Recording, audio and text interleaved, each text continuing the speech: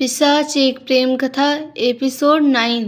धीरे धीरे सुबह हो जाती है। दीप्ति अभी भी रुद्र की बाहों में सोई हुई थी और रुद्र की आंखें बंद कर आधी नींद में था। तभी रुद्र की नींद खुल जाती है। चारों तरफ रोशनी होती है और झरने की आवाज़, चिड़िया की आवाज़ें आ रही होती हैं। फिर वह रुद्र को देखती है जो अभी तक बंद आँखों किए हुए था। कौन सा, जब से आप हमारी ज़िंदगी में आए हो, हमारी ज़िंदगी बदल गई है। आपने मेरी बाबा की इच्छा का सम्मान किया और मेरे हाथ थामा। इतने बड़े घराने से होकर भी मेरी जैसी साधारण लड़की से ब्याह किया। सच में आप बहुत नेक हैं। आप तो इतने सुंदर भी हैं, कोई भी लड़की आप पर मर मिटे। आपकी आंखें बहुत ही सुनी लगती हैं और दिल बहुत ही कोमल। यह सब सोचते हुए उसके चेहरे पर मुस्कान आ जाती है। तभी रुद्र भी उठ जाता है और दोनों एक दूसरे की आंखों में गुम हो जाते हैं। कुछ देर बाद जब दोनों होश में आते हैं तो फिर रुद्र कहता है कि हमें अब निकलना चाहिए। हाँ, फिर वह लोग निकलते हैं उस गुफा से, लेकिन अभी भी उनका मोबाइल में नेटवर्क नहीं आ रहा होता है और उनका चार्जिंग भी ख़त्म हो चुका रहता है, जिसकी वजह से मोबाइल डेड हो चुका रहता है। फिर वो लोग गुफा से निकलकर बाहर आते हैं और वहाँ पर खड़े हो जाते हैं। काफ़ी देर तक खड़े रहने के बाद भी जब उन्हें कोई गाड़ी नहीं दिखी तो रुद्र कहता है हमें कुछ देर पैदल ही चलना होगा, शायद फिर कोई गाड़ी मिल जाए। दीप्ति कहती है हाँ, मैं भी यही कहने वाली थी आपको। चलिए चलते हैं, अभी तो हमारे पास दिन भर है, कोई ना कोई मिल ही जाएगा। वह लोग बहुत दूर तक पैदल चलते हैं लेकिन कुछ ही देर नहीं मिलती। यह आसपास कोई रास्ता नहीं है क्या? यहाँ पर तो कोई भी नहीं दिख रहा है। रोड भी सुनसान है और धूप भी तेज़ होती जा रही है। अगर हम इसी तरह चलते रहे तो हम बीमार हो जाएंगे। तभी वहाँ से सामने से आते हुए कुछ लोग दिख जाते हैं। दो आदिवासी दिख रहे होते हैं। उन दोनों को देखकर दीप्ति और रुद्र की आंखें हल्की सी उम्मीद की किरण जागती है। वो लोग जैसे ही उनके पास जाते हैं तो वह आदिवासी उनको पकड़कर अपने गांव की तरफ धकेलते हुए ले जाते हैं। आप लोग क्या कर रहे हो? आप हमारे साथ ऐसा क्यों कर रहे हो? बता दो आप लोग कौन हो? दीप्ति यह सब जल्दी जल्दी कह रही होती है क्योंकि उसे बहुत डर लग रहा होता है और रुद्र को तो पकड़कर रस्सी से बांध दिया जाता है और वहाँ पर और भी लोग आ चुके रहते हैं और उन दोनों को बैलगाड़ी में बांधकर डाल कर ले जाते हैं अपने गांव की तरफ, जो कि जंगल के अंदर की तरफ होता है। उनकी भाषा भी अलग होती है। उनके गांव में एक पंचायत लगी होती है। रुद्र और दीप्ति को वहीं पर पकड़कर ले जाया जाता है। सरदार, क्या किया जाना चाहिए? इन लोगों को मार दिया जाए या छोड़ दिया जाए? क्योंकि यह लोग बाहर से आए हैं, कोई घुसपैठिए भी हो सकते हैं। तभी गांव का मुखिया रुद्र और दीप्ति के पास जाता है और रुद्र की गुस्से भरी आंखें देखकर थोड़ा डर जाता है और जब दीप्ति की तरफ देखता है तो उसे भी कुछ अजीब दिखता है। काफ़ी देर तक उन दोनों को देखने के बाद वह सभी लोगों को इकट्ठा करके बोलता है इन लोगों को बंदी बना लो और इनकी खातिरदारी अच्छे से करो क्योंकि यह लोग हमारे गांव के बहुत काम आने वाले हैं। कुटिलता के साथ हंसने लग जाते हैं। कुछ महिलाएं भी आती हैं जिन्होंने जंगली तरीके से कपड़े पहने होते हैं, कुछ खाल के कपड़े पहने होते हैं और वहाँ के लोगों ने भी इसी प्रकार के कपड़े पहने होते हैं और औरतें दीप्ति का अपने साथ ले जाती है और रुद्र को वहाँ के कुछ आदमी लेकर चले जाने लगते हैं। तभी रुद्र अपनी शक्तियों का प्रयोग करने की कोशिश करता है। एक झटके में सबको दूर फेंक देता है। उसकी आंखों का रंग भी बदल जाता है। यह देखकर उनका मुखिया मुस्कुराने लगता है, अपनी अंगूठी की रोशनी दिखाता है। इसमें से हरी रोशनी निकल रही होती है और रुद्र के माथे पर टिका देता है। रुद्र धीरे धीरे बेहोश होने लग जाता है।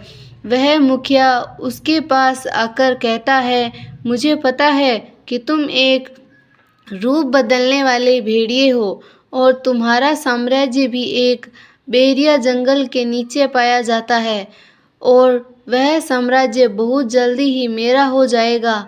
थोड़ी देर बाद दीप्ति खुद में सिमट जाती है तो रुद्र उसे कहता है, दीप्ति तुम चिंता मत करो, हम जल्दी यहाँ से निकल जाएंगे। तुम्हें कुछ भी नहीं होने दूंगा, लेकिन आप भी अपना ख्याल रखिएगा। यह लोग बहुत खतरनाक है, लेकिन मुझे समझ नहीं आ रहा है इन लोगों ने हमें पकड़ क्यों रखा है। तभी तक कोई तो कारण होगा। रुद्र को तो बस समझ में आ चुका है, लेकिन वह कुछ भी नहीं कहता और बहाना बनाते हुए कहता है, इन लोगों को पता होगा कि हम राजघराने से हैं, इसीलिए हाँ यह भी हो सकता है। तभी बाहर से एक आवाज़ आती है, तुम लोगों को वहाँ बाहर बुलाया जा रहा है, चलो अभी के अभी।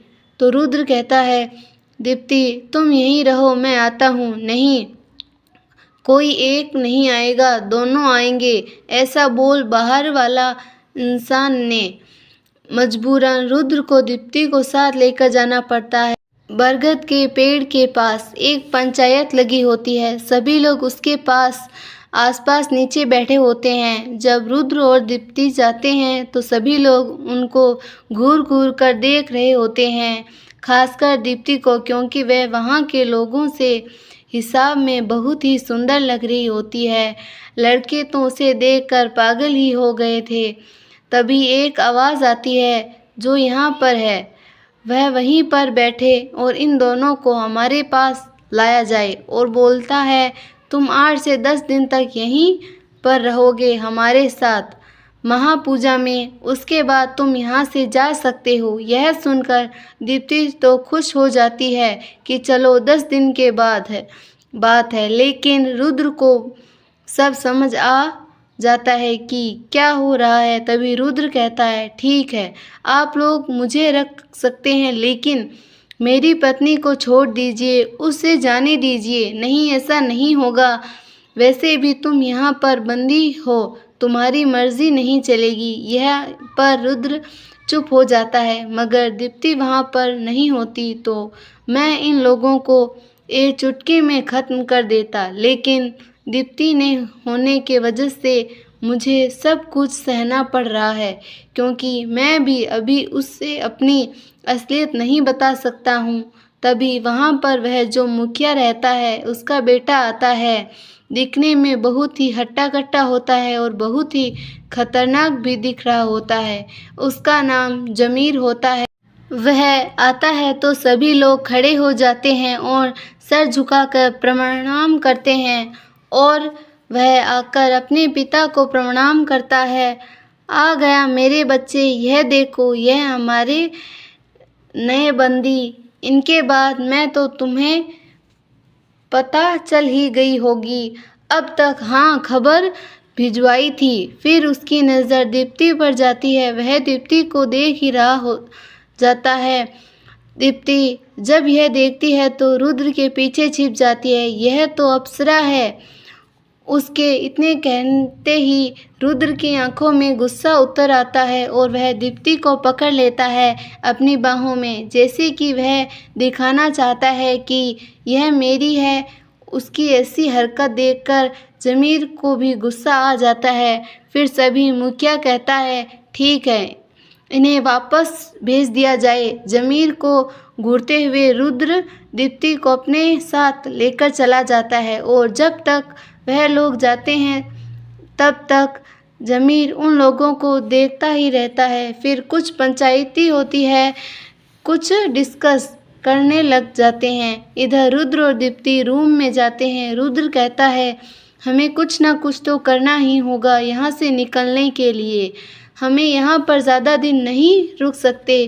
पर कौन सा, यहाँ पर तो बहुत सारे लोग हैं जो हमें जाने से रोकेंगे। यहाँ पर बहुत सिक्योरिटी है। वैसे दादीसा और बाकी लोग अभी तक हमारे लिए परेशान हो रहे होंगे, उनको कैसे बताएं कि हम यहाँ फंसे हैं। दीप्ति चिंता मत करो, सभी तक तो उन लोगों को हमें ढूंढने के लिए कोशिश कर रहे होंगे। हमारे आदमी लोग हमें ढूंढते हुए आ जाएंगे, लेकिन हमें यहाँ से निकलने के लिए कोई रास्ता अपनाना पड़ेगा। लेकिन जब तक तुम अपना ख्याल रखना, यहाँ के लोग अच्छे नहीं हैं।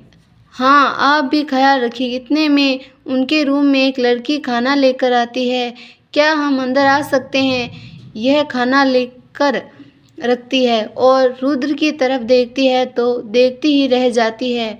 उसका नाम रितिका होता है और उसकी आंखों में खो जाती है। रुद्र तो उसकी तरफ ध्यान नहीं दे रहा होता है, लेकिन दीप्ति दे रही होती है और उसे हल्की सी जलन होने लग जाती है। खाना खाने के लिए धन्यवाद, लेकिन हमने खा लेंगे, आप परेशान मत होइए, दीप्ति कहती है। अरे नहीं नहीं, आप लोग हमारे मेहमान हैं।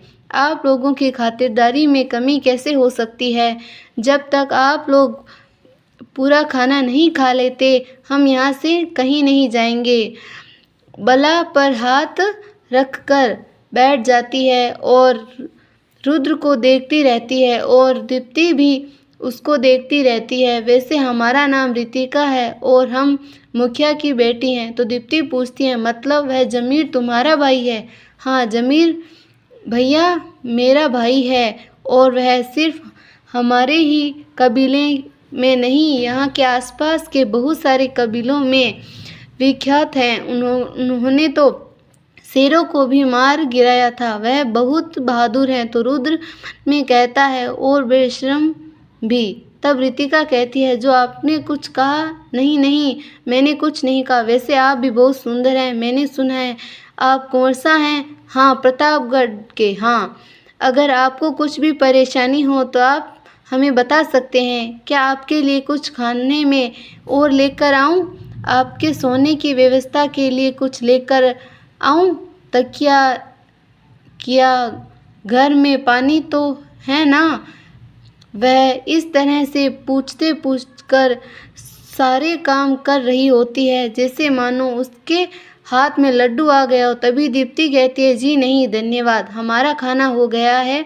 उसके चेहरे पर गुस्सा साफ दिख रहा होता है और जलन भी।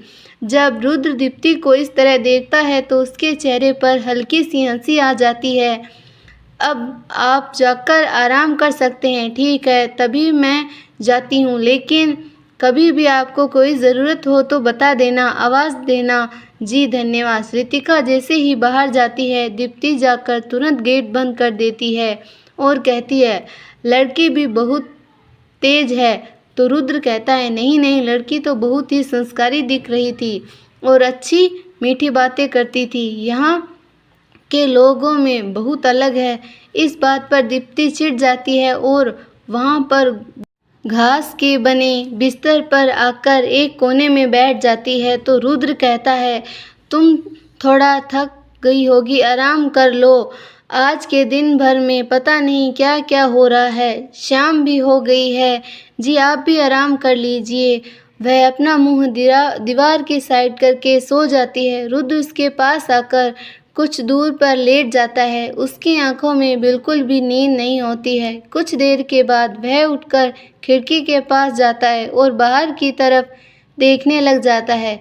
वहाँ पर बहुत सारे आदमी उसके रूम के बाहर पहरा दे रहे होते हैं और उस रूम के बाहर जाने का कोई रास्ता नहीं होता है।